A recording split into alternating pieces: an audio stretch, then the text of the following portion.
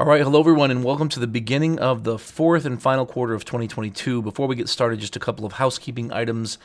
First, while there are articles and videos that we only send to our clients, it's important you understand that this is just one of the many pieces of educational material we make available to the public. In addition to this screencast, for those of you who would rather read than watch, I will create a written version of this one as well, which will be ready, I'm hoping, sometime later this week. I also record, however, several podcasts, which you can find on our YouTube page, as well as iTunes, Spotify, and so on. All you need to do is search for my name and then the name of the podcast. So, for instance, you'd search for Adam Koch, The Cash Podcast. So it's Adam, last name is Koos, and then The Cash Podcast, and you'll be able to find it pretty easily. Once you're there, just hit the subscribe button, and you'll not only avoid having to search for it again, but you'll also get notifications whenever I record something new, so well before we send out an email notification from the office to those of you who are already on our distribution list. Speaking of our distribution list, if you're not on it, head over to libertaswealth.com and sign up. This way you won't miss out on any important updates, retirement plan or tax law changes, or other golden nuggets of good, timely, and sometimes timeless financial and retirement planning education. Now, this particular screencast, which comes out quarterly, is an in-depth weight of the evidence look at the markets. And when I say markets, I could be talking about the stock market, bond market, commodities market, cryptocurrency market, or any other market for that matter. I usually won't hit on all of them. Rather, I like to focus on whatever happens to be important at the time. But just keep in mind that that's what this screencast is all about. It's about, the markets details. All that being said, and even more crucially important is the fact that without an official, full-blown written financial plan, retirement plan, none of this stuff I'm going to talk about today really matters. So if you'd like a second opinion on your retirement plan, please feel free to reach out via our website at libertaswealth.com to set up an introduction call with me. It goes without saying, obviously, that if you don't have a retirement plan at all, then please, by all means, reach out to schedule an intro call. But all right, so the market outlook, which comes out in January, the halftime update screencast, which comes out in July, and then the quarterly scouting report, which comes out in April, and then, of course, this one right here in October, are only available on YouTube. So again, make sure you hit that subscribe button before you do anything else. Then hit that gear button in the bottom right-hand corner of the screen. Set your YouTube player to the highest possible resolution so that all the charts and tables I'm about to show you are easy to see. If I'm going too fast, and there's a lot to get through, so I will go fast, you can always hit that pause button and rewind with your mouse, or you can hit the left and right arrow keys on your keyboard if you're on a keyboard, laptop, computer, and you can go forward or backward 5 to 10 seconds.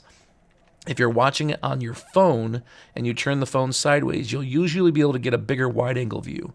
And you can also double tap on the right or left side of the screen to fast forward or rewind as well. Just little tricks there.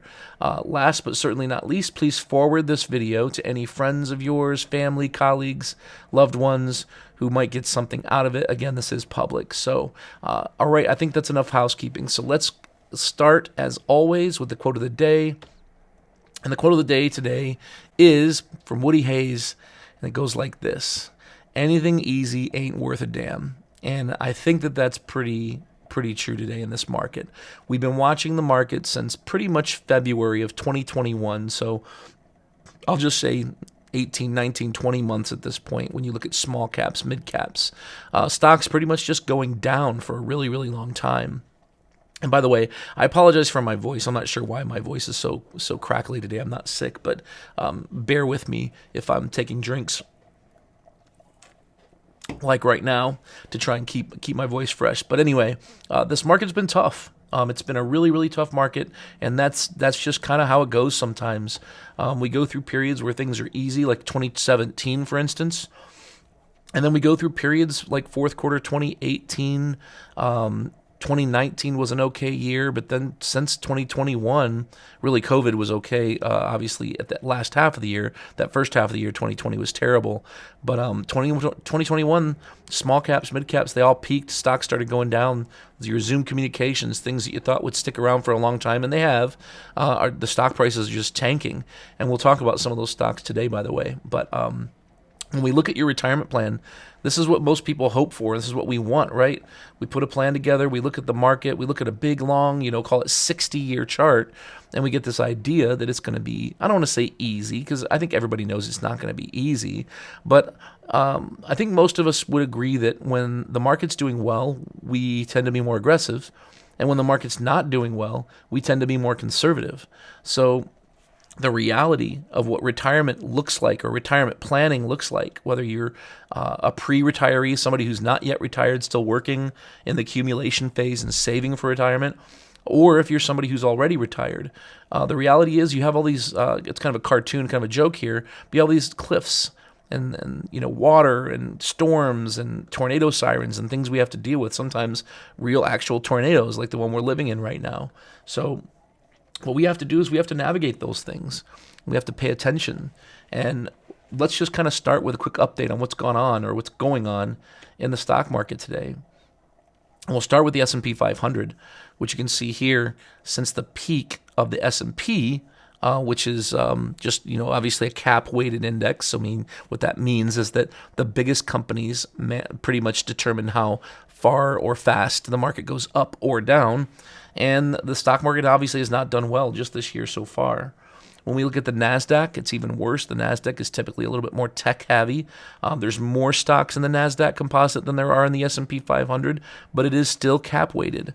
But when we look at that, even though it's cap-weighted, even though the bigger companies kind of wag the dog, so to speak, the NASDAQ's down even worse. We're back down to the June lows and beyond at this point, with the market being down about 34%. To make matters worse, Charlie Bolello, another technician, somebody that I've met through the Chartered Market Technicians Association over the years, pointed out that the 60-40 portfolio, what that means is 60% stocks, 40% bonds, it's having one of its worst years in history. And you can see here, 2022 down 16.2% as of last week, or technically 2 weeks ago at this point. So this is September 19th. And you can look back in time, there haven't been too many times where it's been worse than 16. And if I just quickly scan here, I can find, it looks like right here, 1931 is the only year that was worse. And obviously that was kind of Depression era times. So the reason why the 60-40 portfolio, what we would normally call a balanced portfolio, so to speak, reason it's not doing well is because bonds aren't doing well. That's probably the biggest reason. And so why don't we look at bonds here for a second? So back here on the left, far left, this is the COVID crash, the flash crash in the bond market. Bonds went limit up, peaked out, and then all of a sudden just free fell over the course of the next few days. But you can see going back 2 years since post-COVID, the U.S. bond market's down right around 20%. And normally what we think of when we think of bonds is we think, well, if the stock market's not doing well, bonds usually help cushion the blow. Well, that's not the case, because bonds are inversely proportionate or inversely related to interest rates. So when interest rates go down, bonds go up. And when interest rates go up, bonds go down in value. So what we've been seeing is these interest rates going up, obviously. I think we all know that. And as a result, bonds have been going down. So that's the bond market in general. Here's corporate bonds, for instance. So this is the corporate bond market, down almost 35, 36% or so.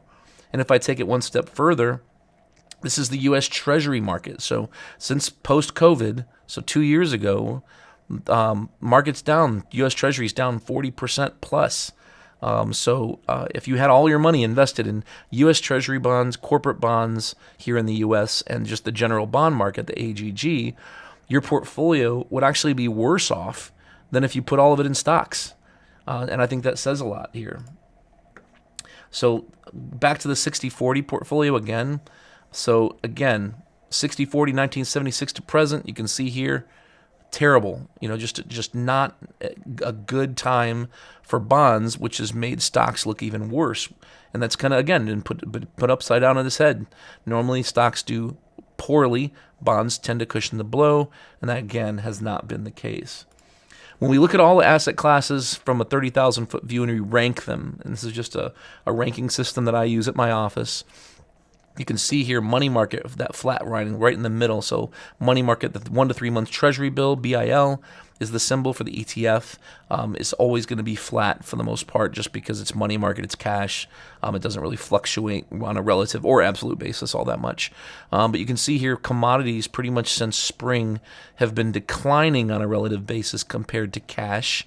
And now we're starting to see, well, I shouldn't say we're starting to see. I'm starting to wonder at this point, even though we've exited the commodities market at this point, we sold probably half our position that we owned in July, if I remember correctly, and then the last half that we still owned, we sold either a week or two ago. But as we start looking at commodities, which tend to do well when inflation's going up, which obviously we know inflation has been an issue, or at least the supply and demand imbalance in this country has been an issue from the standpoint of price and goods and services going up. Commodities have been going down, which could be predicting, let's just say, that perhaps inflation is going to calm down as well. But as commodities come down, you start looking down below here, the next ranked asset class is the S&P 500 large cap stocks. So large cap stocks are ranked number 3, and you can see it's really, really low here below cash. IJR, that's small cap stocks, so small cap stocks are ranked below large cap stocks, ranked number 4. International stocks are ranked 5th currently, and right here in the basement, last and certainly not least, as we just discussed, is 20-year treasuries, so 20-year treasury bonds in the basement. Let's change gears and talk about the economy, some economic updates. Usually I don't do a whole lot of this, honestly, because the stock market and the economy are on two different train tracks. In fact, the stock market is a leading indicator for the economy, and I'm going to say that again because it's so important. The stock market is a leading indicator for the economy, and what that means is that when stock markets go down, that's called a bear market. It's also called a stock market crash. We see a big drop in the market. When the economy goes down, that's called a recession. But there's no such thing as a stock market that goes down and it's a recession. They don't coincide, those words. So economies are to recessions as stock markets are to stock market crashes and bear markets. So what happens is stock markets tend to bottom and start to go up before recessions end. So when we look at recessions, really it's more, in my opinion, it's more of a word that people use in the financial media to scare people. So by the time we're out, by the time the market starts going up, and by the time the recession's over, we don't even know it because it takes 2 to 3 quarters, 2 quarters to confirm the first quarter's negative GDP before we even know we're out of a recession, let alone in one. All right, so enough about that. Let's look at some economic stuff here. I've thrown a few things together just because I thought they were interesting. The first is consumer price index CPI for used cars, used automobiles has pretty much been flat here for the last few months. However, the Manheim used vehicle index is down 13% as of its last reading just recently. This is from Fundstrat. If we look at that also again from Fundstrat here, is this inflation rolling over here, and this is monthly inflation going back to 1995, we're seeing that indeed that inflation has been transitory when it comes to used cars, and a lot of that's been due to supply and demand, semiconductor shortages, and things of that nature. So I don't see used cars in the car market continuing to increase. I see a leveling out, and I imagine that we'll start to see somewhat of a mean reversion as the supply side and the supply chain starts to catch up with the post-COVID environment we've been dealing with. The next thing here I want to show you is the 30-year fixed mortgage rate. So this is the 30-year mortgage going all the way back to 1972. This is from Charlie Bolello. Again, I mentioned him earlier. So Charlie was showing us this chart here, and you can see that the 30-year mortgage rate in September last month hit about 6.7% at one point, which is nuts when you consider the fact that we've all been so used to seeing these really, really, really low rates, call it 5% and lower, for the past 12 years. So that's a big increase in a very short period of time, which means we could see kind of a mean reversion or kind of a pullback, so to speak. But when we look at the next chart here, what we're looking at is the median U.S. Individuals or households' house payment or mortgage payment as a percentage of their income. And you can see that as a result of these rates going up on new mortgages, 30-year mortgage, when you include principal, interest, taxes, and insurance, and PMI. In the case that somebody didn't, they have to pay PMI if you don't put 20% down, or at least come up with some creative lending, if you will, to avoid PMI. But anyway, PITI all in is now at 44.5% of median income, which is higher than it was back in '06. So again, this is showing us that things are getting a little bit tight for new homeowners or those who want to refinance. Obviously, if your mortgage is lower than 6%, you shouldn't refinance anyway. So anyway, this is interesting stuff out of the housing market, as is the fact that we just saw the Case-Shiller drop. In other words, home prices have dropped for the first time over the last month, for the first time in more than a decade. So that's also really interesting here, again, from Fundstrat. So it'll be interesting to see if rates stay high. It wouldn't be a surprise, I should say, to see prices fall in the housing market. But if we start to see rates drop again, then I think that we could see this kind of level off. But obviously, if you go back in time to '07, '08, things were really crazy back then. But you got to remember, that was a time of bank failures. Things were very different than they are right now. Right now, we have really high interest, right? High interest rates means less refinancing. That means less new home buying, maybe less new construction. But historically speaking, average interest rates are probably more in the 7s to 8s. So we're still pretty low on a relative basis. Here's a fun one. This is my friend David Cox out of Canada. He's a CIBC Wood Gundy. He shared this with me about a month or two ago, and I just thought it was mind-blowing. But you can see here on the left, United States, this is housing versus disposable income. So this is total home prices versus income. And you can see here, they haven't moved in lockstep. But for the most part, U.S. home prices and incomes have stayed relatively close to one another. But when you look at Canada, our northern neighbor, talk about a dispersion. Geez, I mean, you can see incomes kind of pretty much a linear diagonal line to the upper right here. But then when we look at home prices in Canada, wow. I mean, talk about parabolic. So our hats off to those people in Canada who are hopefully selling at the right time and then trying to figure out what they're going to do as they wait for home prices to fall back on a relative basis. Another issue right now, economically speaking, is the U.S. dollar. And this is a rather controversial opinion I'm going to share here. But one of the things I keep saying is that I don't really believe that we even have seen inflation yet. And I know that, again, controversial because people say, well, wait a minute, look how much more I'm paying for food, look how much more I'm paying for gas at the pump. Yeah, I get it. We're all paying more for things, but we're paying more for things because of a supply and demand imbalance across the globe, and primarily as a result of call it an aftershock from the COVID collapse. But when we look at the U.S. dollar, what the dollar is telling us is that there really isn't inflation per se. Yes, the consumer price index has gone up.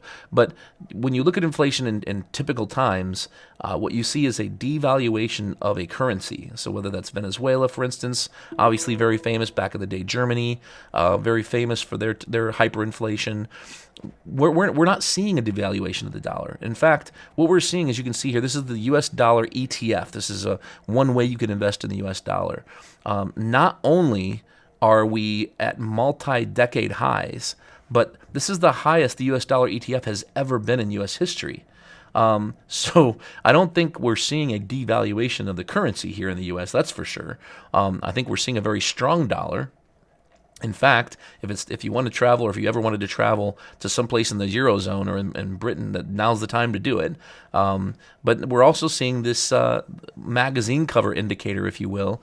And what I mean by that is typically when magazines post something in the news that's really, really big, it usually means the opposite's going to happen. So when Bloomberg last week comes out with can't stop, won't stop on the U.S. dollar, what that might indicate is that we're reaching a point of where the U.S. dollar is going to peak and start to fall.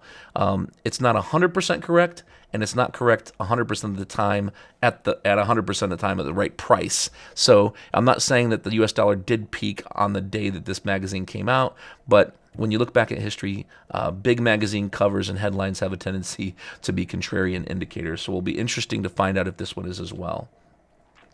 I believe this is Liz Ann Saunders came out with this chart last week, I believe it was, just showing that the dollar index spot price change. This is 1-day price change here. This has been this year, 2023, has been the fastest, biggest change, positive movement in the U.S. dollar in a long, long time, if not the longest in history or the fastest in history.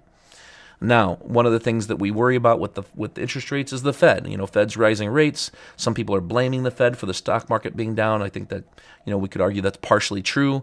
But what we're seeing here is rates going from zero back last year in 2021, and the Fed hiking rates to try and keep up with inflation. They have a target with regard to unemployment as well. And then the most recent hike just a couple weeks ago was a 75 basis point, in other words, a 0.75% hike. And what's expected at this point is to see a 50 to 75 basis point hike, in other words, 0.5% to 0.75 at the next meeting, and then for things to kind of slow down and level off, because what they're basing this forecast off are what are called futures swaps, futures markets. I'm sorry. So chances are we're gonna hit a point where we start to see the Fed funds rate in the 4.5% to 5% range, and things are really going to slow down. And at that point, they would have a lot of gunpowder, so to speak, if things were to get bad enough and they needed to reduce rates to stimulate the economy and the stock market. They could do that. Speaking of rates, this is a really, really busy, messy chart, so I'm not going to spend much time on it. What I want you to focus on is this. When we see fast hike cycles, then in those fast hike cycles, things tend to be a little bit more flat, or down for that matter. On average, they're flat, though, throughout the year versus the slower cycles. In other words, when the Fed raises rates slow, we tend to see the market head northward in a little bit more orderly fashion. When you look at faster hike cycles, what you see is maybe in the month leading up to the hike, things kind of are doing just fine across the board, but then all of a sudden we start to see the stock market struggle through the first 6 months or so. You tend to see a bounce over the next few months, and then it just chops sideways over the next several months. So this is what we're looking at here is 24 months or 2 years after the first hike. So it's going to be interesting to find out here, because here's where we are right now. We're right way down here at the bottom. This is the June lows. These are the September lows. So if we just chop sideways here, that's one thing that could happen. But I think I tend to be a little bit more bullish because of several other indicators that I'm watching. Understanding, of course, that as my friend Brian Shannon always says, only price pays. So at the end of the day, you can have indicators and evidence galore. But at the end of the day, if price is going down, if we're in a downtrend, we're in a downtrend. That's just how things are. But the market's already gone down quite a bit. This is the stock market today, and it would not surprise me to see things kind of chop sideways or even head higher as we find out who's going to win the midterm elections coming up here in the United States. Speaking of inflation and surprises, this is something again came out of Fundstrat just I believe it was 2 weeks ago. But this is every time that we've seen, well, I shouldn't say every time. These are the 10 worst reactions, 1 week reactions to inflation surprises. So when you look back in time, all the way back to the 70s, every one of these vertical dotted lines are a 1 week negative market reaction to inflation. And what I want you to pay attention to here is if we go back here to 1974, there was 2 of these in the top 10, really close to market bottoms. August of 1990, not quite the bottom, but pretty darn close to the market bottom in 1990. June of 2002, right here, really close to that bottom at the end of the tech bubble when the market bottomed. It ended up bottoming, by the way, in March of 2003 ultimately. But again, different market today than then. February of 2009, I mean, does it get any closer than that? February of 2009, when the market literally bottomed the next month. So we had one of these reactions just in August. The market could have bottomed last month, or it could bottom this month potentially. November of 2011, again, really close to that call it temporary, call it intermediate term bottom here. August of 2015, this was right after U.S. Treasury downgrade, and then March of 2020, which we all know was the COVID crash. So pretty interesting numbers here. And in fact, this is just a picture, but I have the data here as well. The only time in those top 10 worst reactions, worst 1 week reactions to CPI market reactions, that's inflation reactions to the market. So we can see here there was only one time 3 months later where the market was down. I'm sorry, two times where the market was down 3 months later. That was in 2002 and 1974. 1974 it was down almost 2%. 2002 it was down 14 3 months later. So things got worse. But 6 months later, there was only one time, and that was in 2002, where the market was down, and that was down 8.1%. Otherwise, across the board, 2015 obviously was a little bit flat, but the market was flat for 20 months during that 2015-16 period, and pretty much went nowhere for almost 2 years. But otherwise, everything's positive. Again, that doesn't mean it's going to be positive this time, but again, this is positive evidence based on prior situations. In this case, when we're looking at inflation and negative reactions to inflation. All right, let's switch gears here. I'm looking at my time. I'm already going I don't want to say I'm going slow, I'm going fast, but there's still a lot to go over. Let's talk about some market indicators, and I'll fly through a couple of these. This is a contrarian indicator. And when I say contrarian, what it means is it means the opposite of what it looks. So at the end of toward the end of September, this is sentiment votes. So Investors Intelligence, Twitter were the two sources here out of Fundstrat. And what they're looking at is what percentage of investors are bearish, in other words, negative, versus bullish, in other words, positive. And you can see here is a really, really negative reading. And when I say it's a contrarian indicator, what that means is when investors tend to get really, really bearish, especially over 50%, 55%, and then into 60s, that tends to be a contrarian indicator, meaning the opposite tends to happen. In other words, the market tends to do well after bearish sentiment reaches these extreme levels, if that makes sense. Here's another one, just another way of looking at it. This is out of Renmac. So we've got, this is the S&P 500 going back to 2002. Here's the 2009 bottom. Here's 2015-16 sideways movement. Here's COVID crash. Here is the current market right now, double bottom right currently. So when you look at the Investors Intelligence bullish percent, you can see down here, way down here is close to when the market bottomed, then it went up. Here's a couple spikes here. So there's a spike at the low in 2015, another spike down here at the low in 2016 before the market went up. Here's a pretty low number here, a low reading and bullish reading at the bottom of the market in 2000. I believe this is 2019, I think it was, yeah. Here is another low in 2020, obviously. This is the COVID crash. And here we are just as low, if not lower, than where we were in 2015-16. And then we're closing in on those lows from back during the Great Recession, the mortgage crisis. So these are really, really low numbers. Obviously, they can stay low, so it doesn't mean that they have to go up. It doesn't mean the market has to bottom. But these are pretty low numbers that coincide typically with around the area at which the market would have a tendency to bottom. Here's another way of looking at the same thing. This is the fourth worst reading of the percentage of bulls versus bears since 1987. You can see here, fourth worst, 43.2. Let's look at the data on that. Again, I'm flying through these on purpose. These are the 23 worst readings since 1987. And I won't go into the details here, but this is the percentage of bulls minus bears. So 54%. Negative 54 technically, and when you go to the worst, that was 1990, and this is going back to 87 again. This is not all time, but since 1987, you can see where we were 3 months, 6 months, and 12 months later after this reading.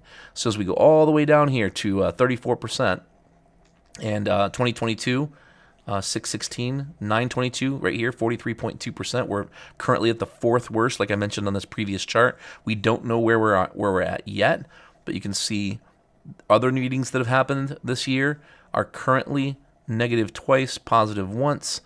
But when we got 6 months, 12 months, and we look at the averages, the average 3 months later is up 6.5%, 15.7% 6 months later, 18.5% 12 months later. And the win ratio, which is the percentage of times that the market was positive 6 months and 12 months later, is 89%. So again, that all being said, I have to keep telling you that it is entirely possible that we could see another 2008, which was the only time since 1987 that the market was down 6 and 12 months later after seeing such bearish readings. In other words, such negative sentiment, negative emotions in the market. But again, slicing and dicing this data, another way to look at this is when we see numbers, and this is the deciles. We're ranking the same information, except this time ranking it in deciles. Anytime we're below that 20, that call it 50%, that bottom decile here, the median forward-looking 3-month movement of the market is 7.6%, 11.3%, and 20%. And this goes back, in this case, to 1995. But it's the time to start investing, if you have cash, is coming soon if it's not already here. Now, I'll talk a little bit later about our trend following portfolios. Those are different. They don't work that way. We're not trying to pick the bottom. We call that catching a falling knife. You never want to try and catch a falling knife. You want to wait till the knife hits the floor, then pick it up. In other words, you want to buy on the way up when the market's on its way back up, not as it's going down. If you're in a trend following model, or if you're a trend follower, a market technician like we are here. In our buy and hold models, on the other hand, they're 100% invested in the highest quality, strongest, highest momentum investments. I call them the playoff teams. So in our strategic models, we're invested in the playoff teams. We're avoiding the rest. And that's what I mean by if you have cash on the sidelines, that we're there or we're getting close when we look at these statistics. Again, 80% positive 12 months later, almost 80% since 1995. And again, on the previous slide, you can see those top 23, 89% positive when we see these negative numbers. So we're getting close. We won't know till it's over, and I guess that's probably the biggest disclosure. We have no idea till we're looking in the rearview mirror and we can say, oh, that was the bottom. But anybody who's trying to pick their bottoms, it's a losing cause. I always say that's monkey's job. Monkeys pick their bottoms, right? Anyway, this is, again, just looking at bearishness. You can look back here to 1990, times when bearishness, AAII, again, Investors Intelligence, moves above this 60 mark. And you can see where we were in times of history when these readings took place. And again, that's just more evidence that we're getting closer to the bottom. This is the NASDAQ. When it's become extremely oversold. So this is the NASDAQ 100, so top 100 companies in the NASDAQ, after a 10, 50, and 200-day breadth in deep oversold territory. And then we can look at dates on a chart and when this occurred. And you can see it's a little bit before the bottom in almost all these cases. You can see here this is a tad bit early, just a tad early here, and it's already happened a couple times just recently. So this is really interesting, I think. And having less to do with investors' intelligence here, but just another interesting piece of data, because here's the data that goes along with that chart. 6 months later, after these breadth measures were reached, these negative oversold readings, there was only 2 times going back to 1987 where the market was down 6 months later. And when you look out 12 months later, there was never a time. It was 100% win rate, in other words, positive 100% of the time 12 months later, and 6 months later it was positive 88% of the time. So again, I'm going to keep saying this all day. Is it possible we could see the market down 6 months from now? Yes, it's possible, 100%. We know that. Anything's possible, right? But if it's negative, even these numbers 6 months from now aren't all that bad. And unless we're going to go and spend all of our money here in 6 months, we shouldn't have our money invested anyway. And I guess that should go without saying. Anytime you have cash that you're going to spend in the next couple of years, you shouldn't have that money invested in risky assets regardless. But anyway, I digress. This is from my friend Ari Wald. Ari pointed out that October since 1932 has a tendency to have the highest number of market lows. So we're calling a major low an 18-month low. And it also includes these lows from 1984, 94, and 98, and 2011. So the point is that major market bottoms have occurred in October more so than any other month in the calendar. So here we are. It's October 3rd. It's the first trading day of the year as I record this. Could this be the month of market bottoms again? I don't know.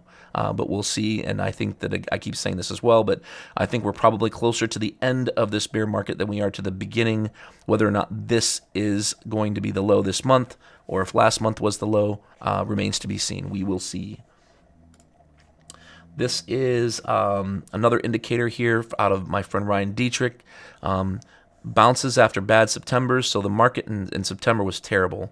Last month, for those of you who are opening up your investment statements and you're looking at your September statement, the market was down 8% last month. To make matters worse, bonds were down as well. So not a good month for the market, but don't freak out. It's exceptional to see the market down 8% in 1 month. Exceptional. And the reason I use that word is because most of us would love to get a positive 8% return for a whole year if that were possible. Obviously, it's not possible to get an 8% return every single year. First, you'd have to be aggressive, and second of all, we'd have to get really freaking lucky. But again, I'm kind of going off the rails here. My point is, you don't see an 8% negative return in 1 month very often. And when that has happened in the past, again, with the exception of 2008, the returns for the next month have generally been positive. 1974, the market was down 12% in September. It was up 16% in October. 1986, down 8.5%, up 5.5% the next month. 2001, down 8.2%, up 1.8% the next month. Even 2002, market's down 11% in September. In October, it was up 8.6%. 08, down 9.1%, down another 17% in October. And then 2011, 7.2%, up almost 11% the very next month.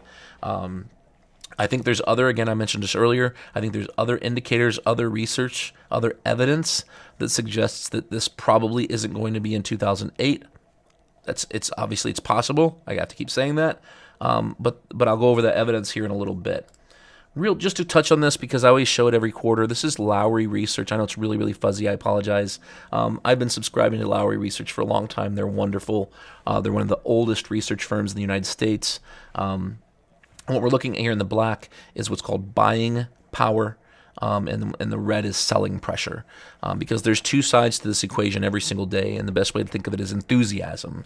So we got positive enthusiasm and negative enthusiasm. What we want to see when the market's healthy is for selling enthusiasm, this red line, for it to go down and to trend downward over time. And then what we want is for the black line to trend positively over time. And I can't even show you on this chart a time when it's been trending at all. So the only message to share here is that it's just been a big hot mess. So buying the battle between buyers and sellers, buying enthusiasm, selling enthusiasm, buying power, selling pressure, has pretty much just been like a neck and neck race, back and forth, back and forth, back and forth, over and over and over again since last year, since early 2021. So what that means basically is more of the, we just don't know. It's not giving us any evidence of what's going to happen tomorrow or next month. What we know is we need more information. The next one I want to show you here, this is anytime we've had a decline in the U.S. and the S&P 500 of 15% or more, which we just did. This is the total return over the next quarter, 3 quarters, 4 quarters, and so on. So when we look at 6/30, so this is June 30th, the market was down 16.5% that quarter. The next quarter, I don't have a reading yet. I should have looked that up. My apologies. But when we look back over time, there was only one time, 2008, where it was down, and I'd have to look it up. I think it was down last quarter, but I think it'd be close. I think it was slightly down. But when you look at 2 quarters later, there was never a time in history when the market's been down more than 15% in any quarter where it's continued to be down 2 quarters later. In fact, the average return is 11.6%. Median is 9.6%. 3 quarters later, in other words, 9 months, average is 14%, and then 4 quarters later, average is 19% with a 100% win rate. And I guess that's important to understand too. There is a 100% win rate across all of these except the quarter immediately following that reading. So in other words, whenever the market is down more than 15% in any quarter, there has never been a time in U.S. history when the market's been down 2 quarters, 3 quarters, 4 quarters, or 8 quarters later. So that's, again, more positive evidence. And then the last one in market indicators that I want to show you here is just because I know every once in a while I'll hear somebody say, well, yeah, but Adam, the yield curve's inverted. And of course, there's more than one yield curve, by the way. There's several yield curves. And this is a stat out of Sentiment Trader. It just shows us that the S&P 500's performance after more than 50% of Treasury yield curves have been inverted.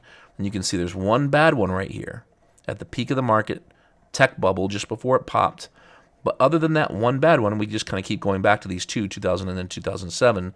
The rest were pretty positive the rest of the time. So I circled these here. 3 months later, after more than 50% of yield curves are inverted, the market's up 3.6, 7%, and 12.4 12 months later. So it's 3 months, 6 months, 12 months respectively, with an 80% win rate. Sample size is obviously pretty small. The one negative year being the year 2000 during the tech bubble burst, and then Y2K, and of course the World Trade Center attacks. And when we think about today's market, and I'll probably say this again, it's different. As Mark Twain always said, the history doesn't repeat itself, but it sure does rhyme. So I think it'll always rhyme to a certain extent, but this year will be some of its own rendition of a prior year. It'll look similar to something, and that's what we're going to get into next, is a couple analog charts to show you some times in history when things looked like it did today. But I do think that that going forward, that we'll probably see some rendition of what we've seen in the past. And when I think of 2000, we're not in the middle of a tech bubble. We're not in the middle of an attack on U.S. soil and a response to that attack. So I just don't know that that's what we're looking at today. So good segue, market seasonality. First and foremost, and this is one of the things that I think is important. So some of these statistics that have been negative, in other words, some of the things I've shown you that said, 6 months from now, the market ended up being negative on a previous indicator. Some of those situations were not during an election year, or a midterm election year. And what we're looking at here on this chart is the S&P 500 during midterm election years, when we have a new first-term, new Democratic president. Now, the reason we use that one here first is just because that's what we're looking at. We've got President Biden. It's his first year as a president in a midterm election year. And the average return for the market, you can see here, whenever we have a new Democratic president in a midterm election year, is pretty much flat for the most part, right up until, we'll just call it September. Things kind of tend to go down from August through October. And then once we hit really close to the midterm elections, then the market tends to go up again from there. And where we are today, this year, 2022, you can see it definitely hasn't tracked it tit for tat, that's for sure. Market was up here in March on average, where the market was up in 2022. Market was up in April on average during midterm election years. Obviously, the market was down in April and May for 2022. So this has been much worse than a typical midterm election year when we have a new Democratic president. However, the thing I really want you to focus on is the fact that the market does tend to bottom toward the end of October on average. So we're going to have to look at that and wonder, are we going to see things chop sideways? Are we going to get a little bit lower before things get better? In other words, are things going to get worse before they get better? And here's a couple analog charts just comparing the history to today. So the black line is 2022, and then what we're looking at here is 1970, 1962, 1974, and 2008. 2008, you can see here is a year where things got worse. So if here's the black line, 2022 lining up with 2008, if we were to line up and if the market were to act a little bit more in 2008, like 2008, we would see kind of a small bounce here, and then we would see it head down through the end of the year, call it into the end of November, if you will. Similar with 1974. Market crash back then, oil embargo, all that fun stuff. The market actually bottomed at the beginning of October, so we would see this kind of continue to maybe chop down a little bit, and then it rebound for a month and a half, and then chop sideways through the end of the year. However, when we look at 1962, the market was down, call it with a downward bias, but flat through October, then it headed up, and then, of course, 2008, we had the market heading northward through the end of the year. So it'll be interesting to see how that pans out. Here's a closer look at 1962 and 1982 in this case. So again, here's where we are in 2022. If this looks more like 1962, then the market heads lower up until the midterm election, then it heads higher. If this looks more like 1982, then the market just kind of heads higher through the rest of the year. We don't know if it's going to look like either of these. Again, that's where we're analog charts. Me and all my friends in the CMT, we always call this chart crime because history does not repeat itself, necessarily speaking. You can always make it work after it's over. You can make it fit. You can find something that looks like it when the end is done. But otherwise, it doesn't really make much sense to use analog historical charts and say, well, this is what happened, so what? Well, does that mean it's going to happen again? We don't know. Something's going to happen. The market's going to go up, down, or flat. Or as J.P. Morgan once said, when asked what the market was going to do, he said fluctuate, which he was right. So here's another one. This is the aggregate cycle. So as Stock Trader's Almanac, the aggregate cycle of the S&P 500 from 1946 through 1946 through 2021, looking at all years and how the market tends to look. August and September tend to be bad months. Market tends to bottom at the end of September and head higher through the end of the year. And here we are in 2022. Market bottomed in June, spiked and jumped up through August. Double bottom here so far, and we're just going to have to see if it's going to head higher, chop sideways, or go down. And that's why we have to pay attention. Just real quick, this is the NASDAQ. NASDAQ seasonality, that's obviously not the S&P 500. There's more stocks than NASDAQ. It's more tech-heavy, more fashion-forward, if you will. Here's where we are in number of trading days with NASDAQ. Here's October 13th is when the NASDAQ tends to bottom on average. So it'll be interesting to see how close the market correlates to this year with seasonality over time, or if it doesn't correlate at all. And this is from Sentiment Trader. Here again is Stock Trader's Almanac. This is the average performance of the S&P, Dow, NASDAQ, Russell 1, and Russell 2000 for the month of October. What we tend to see is kind of some choppiness for the first 5 days of the year. Then we see the market bottom on the 7th trading day of the year, which would be probably calendar-wise, we'll call it, the 10th or 11th day. And then the market has a tendency to head northward through the rest of the month. So it'll be interesting to see if that happens. And then last but not least, I've showed our clients this quite a bit this last 6 to 9 months, honestly. This only looks at the midterm election year. So midterm years, you can see here, tend to be terrible during August and September. Obviously, June, not so good either.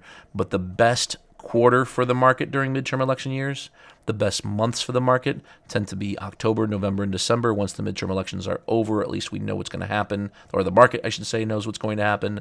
And then the pre-election year, which is next year, the market tends to do extremely well for the first 2 quarters as well. So seasonally speaking, when I talk about evidence or weight of the evidence, we are moving ourselves into a time period here right now, actually, when the market tends to be extremely strong.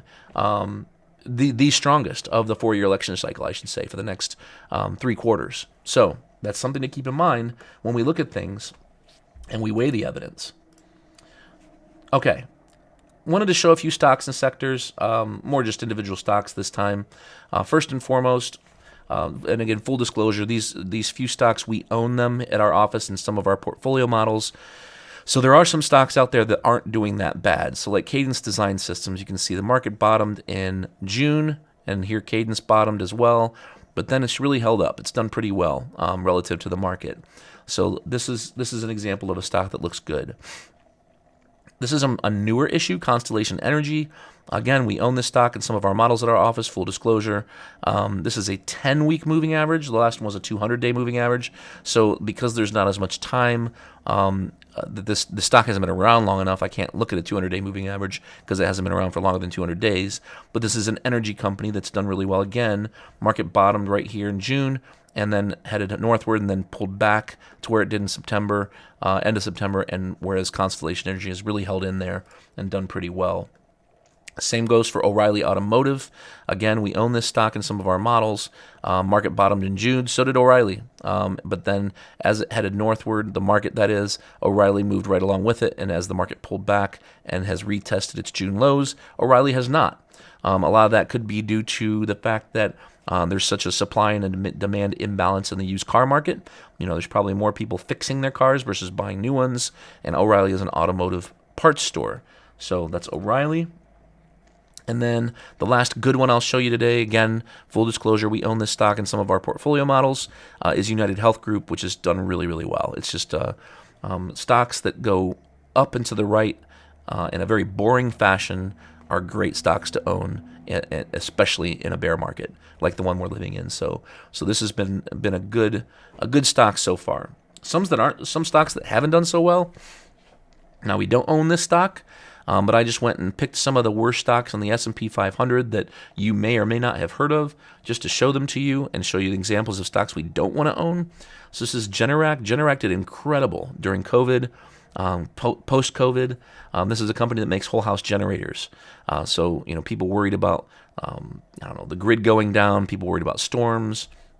I think it had less to do with panic buying of generators and more to do with the fact that people weren't vacationing as much, they weren't traveling as much, so they were doing a lot of home improvements. And in the case of whole house generators, it benefited from that home improvement push that we've seen across the market landscape. Another stock that has not done so well recently, Align Technology.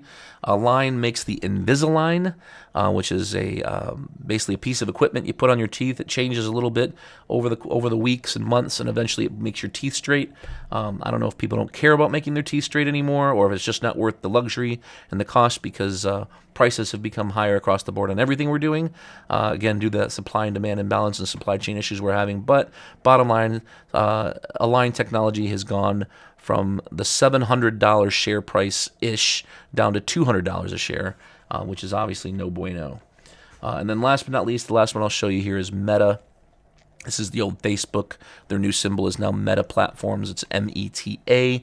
And you can see here that Facebook has not done so well. They have not benefited from the post-COVID environment, down more than 65% since 2021. So kind of a rough go for Facebook. All right. Just to kind of sum up the weight of the evidence here, there's something that I've done in the past over the years and most recently started doing on a regular basis here monthly, is something that I call the inverse traffic light chart. And the reason it's called the inverse traffic light chart is because it looks like an inverse traffic light, like an upside-down traffic light. Green is good, yellow is caution, red is bad. So when we look through this chart real quick here, and just kind of the state of the stock market, this is the S&P. I'll use other major market indices sometimes, but we'll use the S&P today. When I look at this, I see above these highs, these summer highs, that would be green for me. In between the lows from 2021 in fall, here's another low. Here's kind of a false breakdown, and then again those highs, and then these lows here from spring, summer, and then the breakdown. That's our caution area. Anything below that $390 price on the SPY in this case, to me, is kind of a negative downtrend for me. It's just not a good place to be. And the market is guilty until proven innocent, as my friend Brian Shannon would say. And from a momentum perspective, at the bottom, this chart, when I was posting it earlier this summer, I was pointing out that momentum had never gotten below 30, which was good. And then to make things even better, it popped above 70, which is bullish. That's good. So that was also good for momentum. What's bad, though, is most recently this new lower low in the S&P 500 just last month broke down below 30 in momentum, which is not good. So the whole positive momentum spike here, or move above 70, is now negated by the fact that we are back in a negative, or call it bearish regime. I will throw in here, as the note says, there is a small, tiny positive divergence in momentum relative to lower lows in price, but I'm not really hanging my hat on that right now until we see a little bit more time and price movement. As I record this, the Dow is up 650, and things are looking pretty good today so far. S&P's up more than 2%. So we'll see if this ends up being the bottom, or if we're just going to see a bounce and the market heading for new lows in the future. From a risk management standpoint, to sum things up here, I just wanted to show our portfolio models, our strategic models, which I hate calling them buy and hold models, because our strategic models, which there's 8 of them, invest in, like I said, I call them the playoff teams. So I use relative strength, and I'm investing in the strongest investments, which I call the playoff teams. And what we're trying to do is avoid all the teams that don't make the playoffs. In other words, we want to own winners on a relative basis, the teams that are winning, in other words, the investments that are winning on a relative basis, and avoid the ones that look really bad, the ones that have losing records, so to speak. But we stay invested at 100% to target in our strategic models. In other words, we do not get out of the market in those models.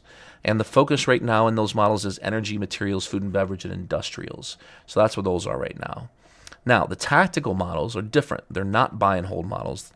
While they do invest, and we do stay invested in the playoff teams, again, that concept of staying invested with strength, with whatever's strongest, these follow trends in the market and have an additional, more conservative filter on them that will get out of the market. And currently, again, there's 8 trend following models as well, and those models are anywhere between 45% on the low end and 78% cash on the high end.